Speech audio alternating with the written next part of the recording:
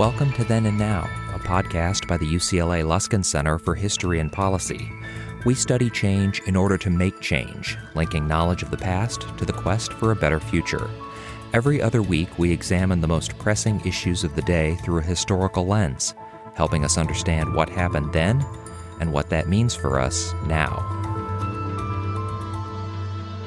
Welcome to Then and Now. I'm your host, David Myers, Director of the UCLA Luskin Center for History and Policy. On today's episode, I'm delighted to welcome three researchers, Michaela Esposito, Ella Kitt, and Stephanie Zager, who, as UCLA undergraduates, produced a new report on one of the most distinctive sites in Los Angeles and a neighborhood with a storied place in the city's Jewish history, Fairfax. The three researchers chronicle in their report the rise and decline of Fairfax from a position of preeminence to its decades-long status as a gritty neighborhood with a once glorious past. In charting this arc, Michaela, Ella, and Stephanie ask a question that stands at the heart of urban development: how to balance a neighborhood's one-time cultural distinctiveness with the inevitable ebbs and flows of urban change. Along their journey, they encounter the largely unknown archive of the great ethnographer Barbara Meyerhoff, who is studying Fairfax before dying prematurely at the age of 49. Welcome to Then and Now. Hi. Hello there. Hi. So I'm curious to know, Stephanie, Ella, and Michaela, what drew you to study the Fairfax District of Los Angeles? I think what initially drew us to studying the Fairfax District was this, first of all, the personal connection that I had myself. I visited the district with my family during a Thanksgiving break, and they're all from Los Angeles and the San Fernando Valley, and we're kind of surprised to see how much the district had changed. And after this trip, I got a little curious and just wanted to do some research on the history of the district and on just what it was, other than my initial knowledge of it being the site of the Melrose Trading Post. And upon doing some further research, I learned that it was, this deeply culturally and historically Jewish neighborhood that I really wanted to learn more about. And as I was, thinking through if this could be a potential research project, I was speaking to my dad about it.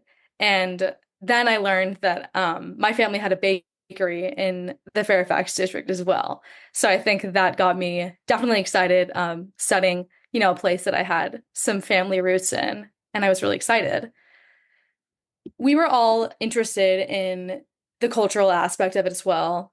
All three of us are interested in Jewish studies and Jewish history, and I think that coming to learn how unique this the cultural history of this district was, it was compelling to us to continue to study for it and to connect it to perceptions of it now and what the district serves. So, Stephanie, you had a deep personal connection.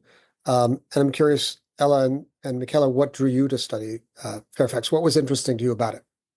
When Stephanie first approached me about this project, I was really interested by the local history aspect of it because that was something that I had just in my historical interests. I was coming off of a research project that year that had to do with Jewish history in Europe, specifically in Belgium.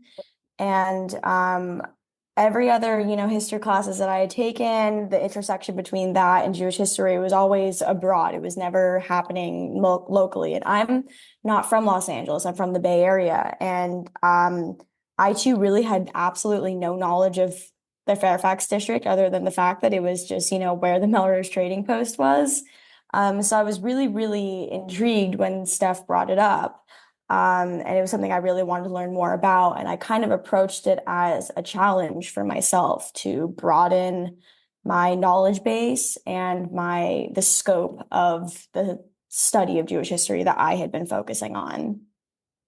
Ella, what about you? Yeah, I think similarly. I'm from LA, and also my family is Jewish, and so I think there was like a personal tie-in for me, even though the significance of Fairfax for me was more closely associated with the Melrose Trading Post, just growing up.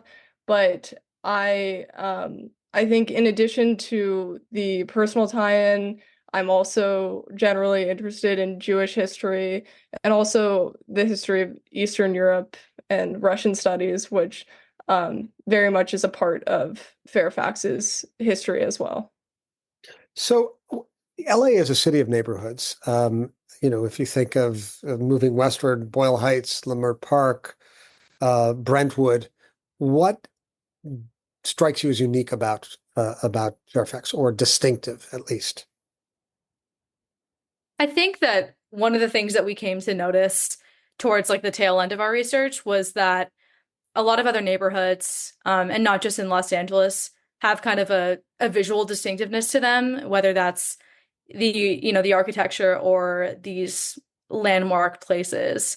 And I think that we found that Fairfax was unique as a neighborhood because the significance is more reflected in the people that resided there and in their dynamics and in their interactions with one another. And that was ultimately what the neighborhood was sustained and maintained by. And so we found that that was a unique aspect because, how can you protect something that isn't physically tangible? Or how can you like begin to understand something and understand the history of something that isn't physically tangible? So this is a case in which the distinctiveness of the neighborhood does not reside in its architectural grandeur. It does not reside in sort of the facades of buildings. It does not reside in the sort of the aesthetic dimensions of city life, but really in the aggregation of people. Is that right? Yes, And exactly. what about that exactly? What about that aggregation of people stood out to you as worthy of study? I think that we saw the kind of beauty in the everyday interactions and dynamics of Fairfax's residences, and particularly in places like grocery stores, delis, restaurants, movie theaters, and synagogues that, seemingly are just these places that people come to every day. But a lot of these interactions that people were having in these spaces were, what people remembered or what people noted in talking about how much they loved Fairfax or talking about what they remembered about the district. And I think that, raises like a good question of how to recognize or understand this district's rich history without the guidance of, I guess, like architecture or physical places. Ella or Michaela, do you want to say something about sort of what that sort of people-centered approach meant to you, or why you were so drawn to it? I feel like with Fairfax, the way that we came to understand it towards the end of the project was very much how to reconcile what Fairfax is today versus the existing memory of it that resides within the people who lived in Fairfax, or the people who live there currently, or the people who lived there decades ago.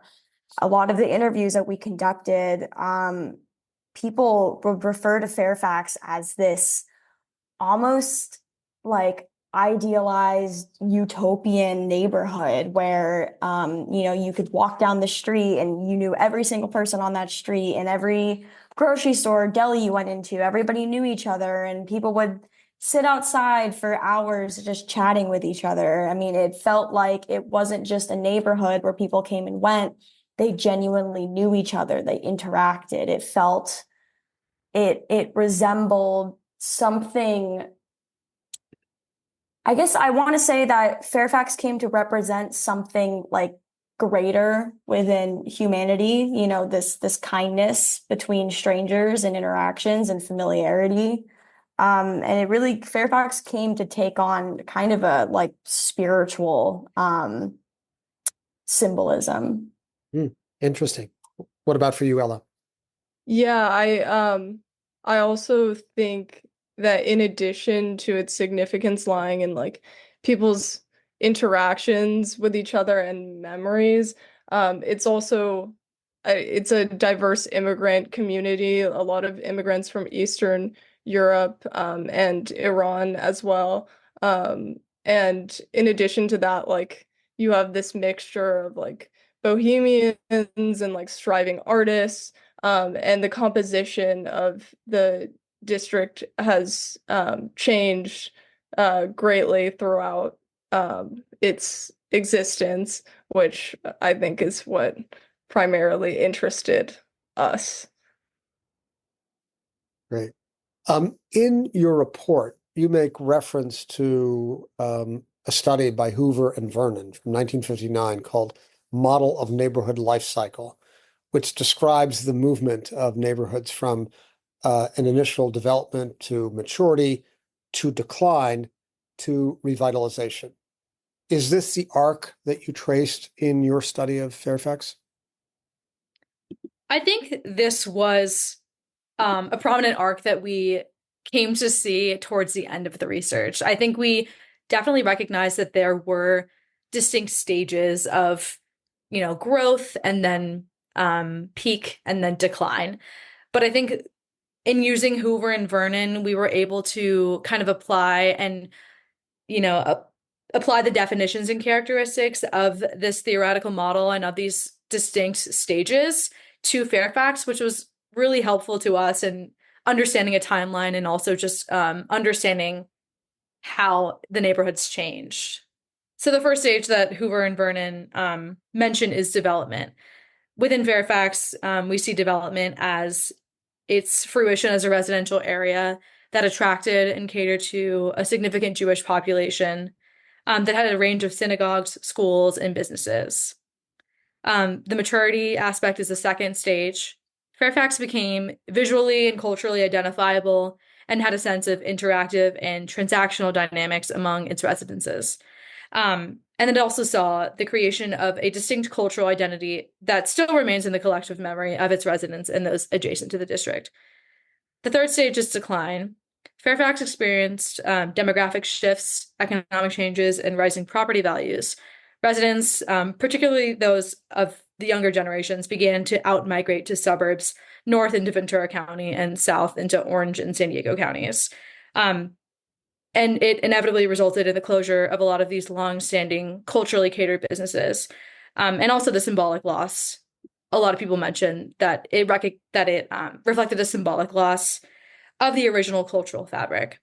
The fourth stage is revitalization, of which Fairfax is somewhat experiencing today. It's of a different character. It's not a revitalization of this, maturity that I just spoke of. But there are new businesses, there's increased diversity and gentrification, which reshape the area and give rise to a new distinct identity. This can be positive and negative because new development can result in economic growth, but this can also result in the displacement of residents and business owners with the increased rents. Right. So what you're saying, if I understand you correctly, is once upon a time, Fairfax was a thriving, bustling neighborhood. And at a certain point, it fell into a state of disrepair or decline. What was the golden age of Fairfax as a neighborhood? And when did that period of decline come? Was it, in fact, connected to Prop 13, the California state proposition that capped property taxes in 1978? Can you give us a little bit of a sense of the rise and fall of Fairfax before its revitalization? Well, I can definitely speak on Proposition 13 and how that piece of legislation really kickstarted what we define as the fall of Fairfax, which is occurring. I think we would place the fall of Fairfax starting in around the 1970s is what I want to say, because that coincides with a time which was incredibly unstable in Los Angeles. Residents were facing massive economic turmoil as a result of hyperinflation and rising interest rates. And Proposition 13, which you correctly stated, is it was introduced in 1978 as a response to this skyrocketing in property values. It capped the rise on property taxes at a maximum of 2% annually or until the home was sold. And this, for the last several decades, has been regarded as a major win for homeowners in California. But it had some unintended consequences that came to actually severely impact the Fairfax neighborhood, which was primarily renters. So basically what we, through some of the archival sources and various literature that we've read about Fairfax, what essentially was occurring in Fairfax at the time was that home values in this area skyrocketed to about 120% between 1970 and 1977, as compared to 65 to 90% for the surrounding area. So something about Fairfax specifically was really, really suffering from these increase in property taxes that other areas at West LA were not facing. So there's actually a very influential study that we used in the report, which was an analysis by professors McCaffrey and Bowman on the effects of Proposition 13, which was released only a couple months after Proposition 13 was passed. And they argued that Proposition 13 would have negative effects on local economies by imposing a severe revenue cut on these local governments. So these property taxes, these were funding $7 billion in revenue for the state of California. And now that those property taxes were cut, a lot of these resources that were funded by them, like public schools, public health, community programs, all of those were suddenly facing a massive deficit. So as a result, some of the major consequences was in the late 1970s, the LA County had to eliminate summer schools. They had to eliminate interscholastic sports, adult education programs. They had to reduce the length of the school day. The Long Beach School Board actually laid off half of its 3,000 teachers, and approximately 3,000 layoffs were attributed to being a result of Proposition 13. And these theorists, McCaffrey and Bowman, also argued that future layoffs would reach as high as 160,000 in the following years. So this had a major effect on Fairfax, and we see that later on in how many people left Fairfax as a result of not only this massive increase in property taxes, but then the unintended consequences of Proposition 13, which I can get into real in-depth later. But I think that we would definitely pinpoint the fall of Fairfax starting in the 1970s. And when would you say the golden age of Fairfax was? When did that begin? Talking about the 40s, the 50s, the 60s? So in Los Angeles, the Fairfax District became a prime area for Jews in the mid to late 20th century. There was a shift from the downtown areas and East Los Angeles to neighborhoods that began in the 1920s. This trend was driven by the availability of new housing and a desire for upward economic mobility within the Jewish community. And then during the 1930s, the Fairfax District started to become the preferred residential area for Jewish families. The trend continued into the 40s and 50s and eventually established Fairfax as the primary Jewish district in the city.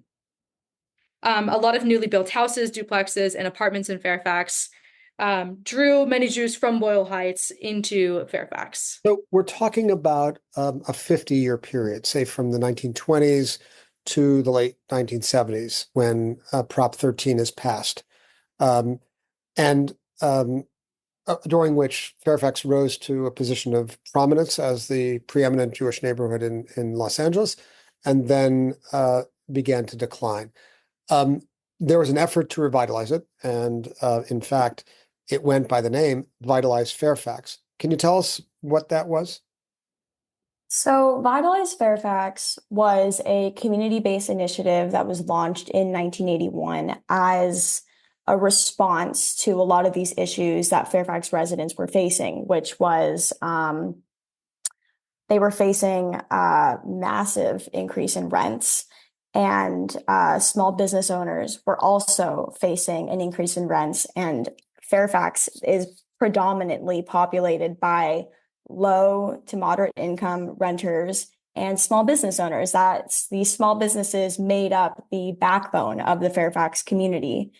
So this initiative was launched by former Councilman Zev Yaroslavsky in collaboration with the Young Israel Community Development Corporation. And it was started in 1981. A finalized report was published in January of 1982. And this report was one of the most predominant archival sources that we use for our project. And it essentially was a survey of Fairfax, but also an analysis of potential policy implementations that Councilman Yaroslavsky and other policymakers could use to improve the area. So the main issue that they identified was the growing amount of urban development that would significantly alter the neighborhood's character. And they identified three main areas for improvement, which was beautification. So these like surface level improvements of building facades, cleaning up the streets, expanding parking, anything to kind of, beautify, clean up signs, make things look nicer so there's not trash on the street. Just this is very superficial. But second one was housing, and that was one of the most important ones. They wanted to expand affordable and high density housing because they predicted that the rapid increase of property values in Fairfax would lead to the displacement of low and moderate income residents, particularly the elderly population, which was very significant in Fairfax. So they aimed to turn existing residential areas in Fairfax into higher density uses because they knew that they were going to exceed the supply of available residential land for development. And then the last main issue for improvement was the small businesses. So LA County conducted a survey which showed that employment in Fairfax had declined by roughly 3,600 jobs between 1973 to 1976. And Fairfax is probably most identified now by its intersection of the Grove, the Farmers Market, and CBS Studios. These were massive sources of income for commercial activities for residents. And the Farmers Market alone attracts like 6 million tourists annually.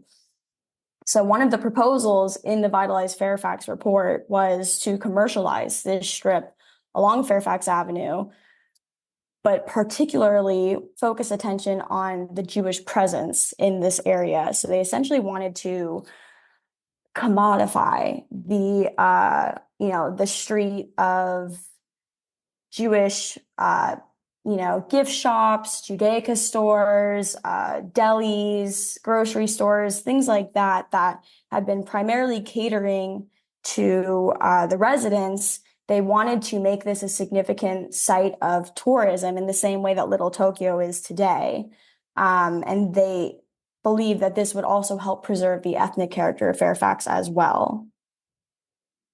But the Vitalize Fairfax project concluded after 8 years because it was deemed relatively successful.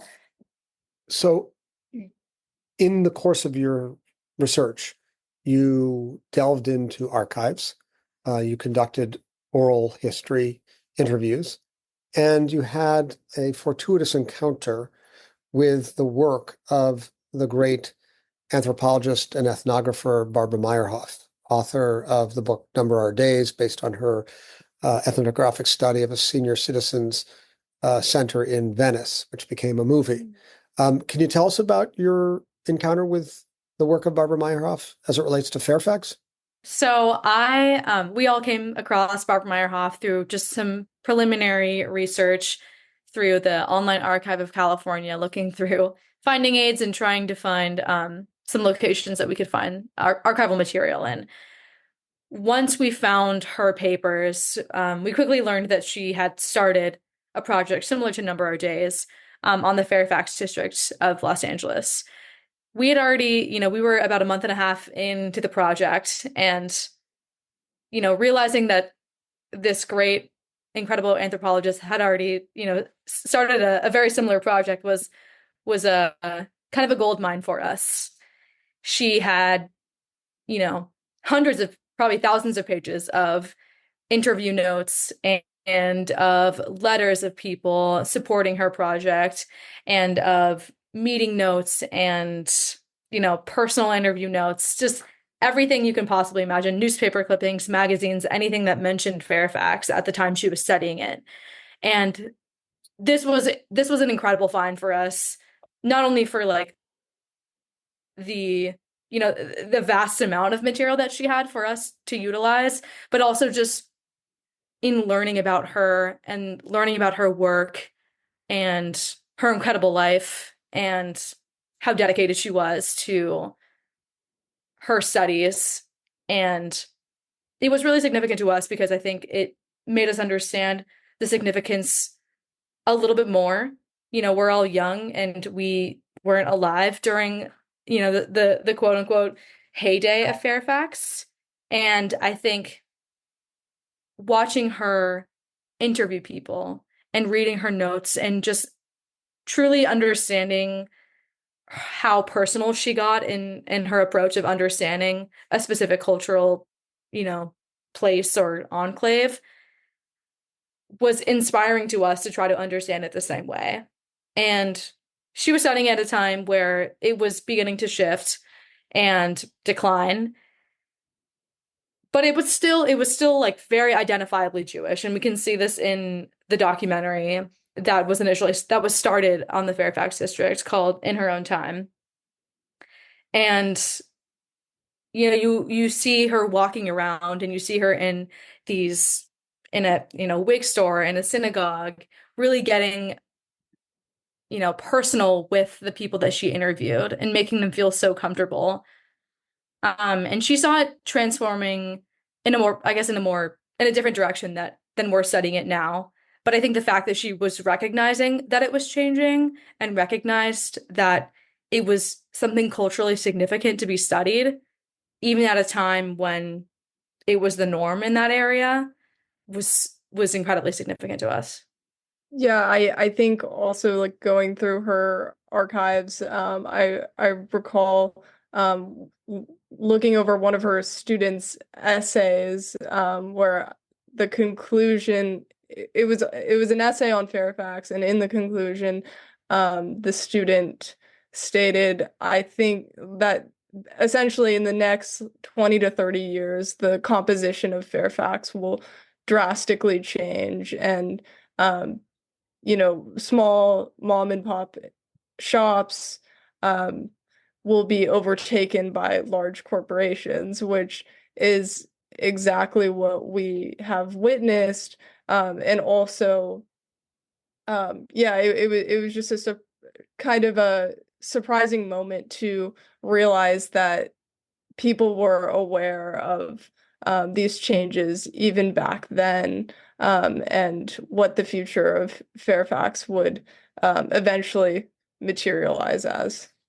So, you're interested in Los Angeles as a case study to understand or make sense of Los Angeles. And I'm curious to hear your thoughts about what you think Fairfax tells us about the city of Los Angeles.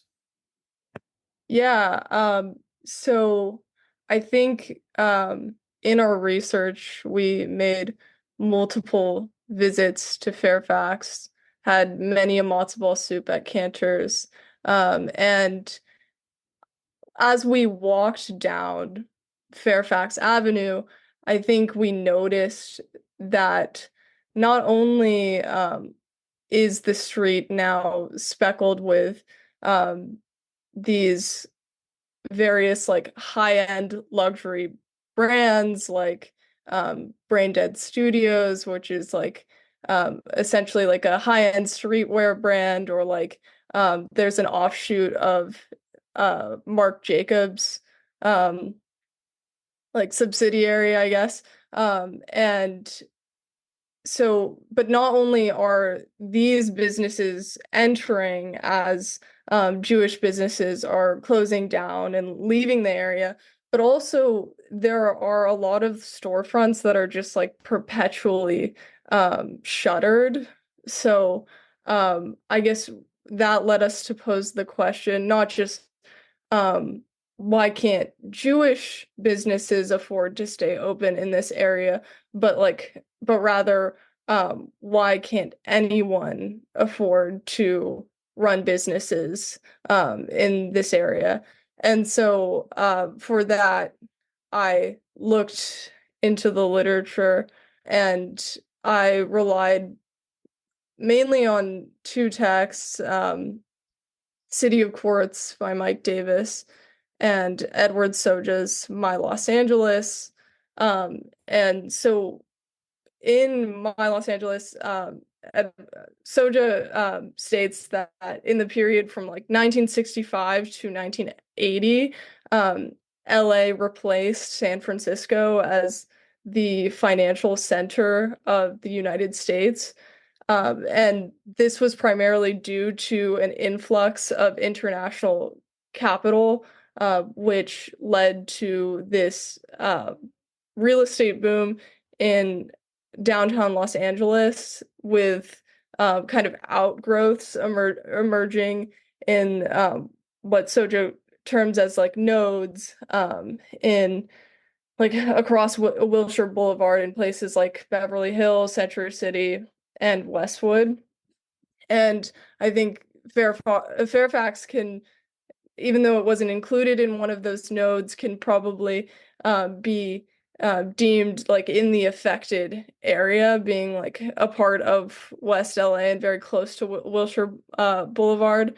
And Mike Davis also talks about this influx of international capital and like the resulting land inflation of the 1970s and 80s.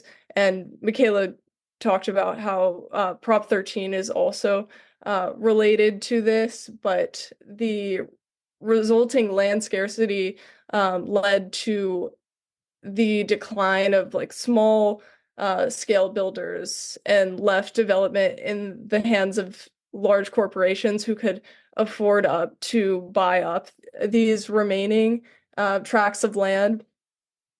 And the development projects of these large corporations were not really concerned with the local populations there and more so focused on like creating upscale residential complexes, commercial centers, entertainment venues, essentially prioritizing profit over the individual needs of communities, which can, I think, in Fairfax can most saliently be seen in the construction of the Grove, which is kind of this commercial center in the middle of the residential district now. And so I guess this is a roundabout way of answering your initial question of like as a case study for LA, because I think Fairfax is the changes happening in Fairfax are noticeable because of the neighborhood's ethnic character, but there are also changes that are happening and have been happening all across the city. And that is the massive rise of housing prices and the closure of small businesses. These are problems that are citywide and not exclusive to this one area, but are made more apparent by the neighborhood's ethnic character. Great. So one of the great challenges of neighborhood preservation is holding on to the cultural distinctiveness of a distinctive neighborhood. But how does one weigh that against the inescapable and often desirable process of neighborhood turnover and growth and the influx of new residents into a neighborhood who necessarily will change its cultural character. And I asked that, I'd like to ask you that question, especially given that you offer in this report, as do all reports from the Luskin Center for History and Policy, some recommendations drawn on your historical analysis. And so what were some of the key recommendations that emerged from your study? Yeah, I mean, this is something that we have really battled with from the beginning of this project, in the sense that in no way did we want to advocate for exclusivity in neighborhoods. And so, and I think in Fairfax, we have seen that it's not necessarily that new populations are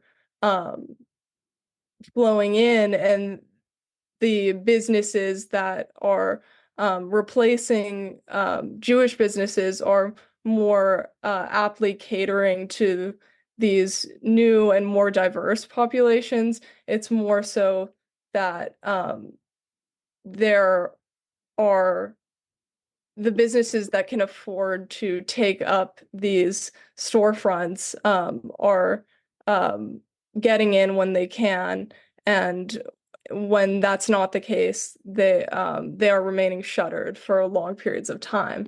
But so we came across, in terms of providing policy recommendations, I mean, we are all students of history, and so I think this was a challenge for us, in the sense that we are not policy people, but and to say something as large as like, oh, just create like more affordable housing was not going to be sufficient.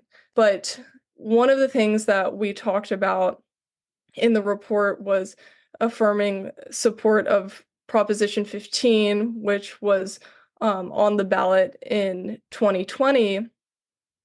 And basically, Proposition 15 was going to provide an estimated 6.5 billion to 11.5 billion in new funding to local governments and schools by extracting like taxes from properties that from either commercial or industrial properties that were worth more than 3 million. And this would theoretically help to alleviate the deficit in the state budget caused by Proposition 13 after 1978. We also talked about the implementation of making Fairfax a historic preservation overlay zone. But again, we were presented with another problem, which is that the one that we talked about earlier in the podcast, that Fairfax doesn't have any particularly distinctive architecture, which is a requirement for a historic preservation overlay zone, or HPOZ. So we suggested that it would be beneficial to change the requirements for a historic preservation overlay zone, because Fairfax's significance does not necessarily lie in its architectural distinctiveness, but rather its rich cultural history, and that is something that deserves to be preserved and celebrated. And so on that note, we also want to promote like a framework of culturally informed policy to honor that history. And this is something that was suggested in Vitalize Fairfax, but essentially the local government like sponsoring events to honor Fairfax's history, whether that looks like something in the form of art festivals or community picnics, some things of that nature that could bring people together and create like a larger awareness of Fairfax's rich history. Well, on that note, I think we're going to bring to an end this very stimulating conversation with Michaela Esposito, Ella Kitt, Stephanie Zager, the authors of a Luskin Center for History and Policy report called The Evolution of the Fairfax District, available on the Luskin Center website. Michaela, Ella, Stephanie, thanks so much for joining on Then and Now. Thank you so much, Dr. Myers.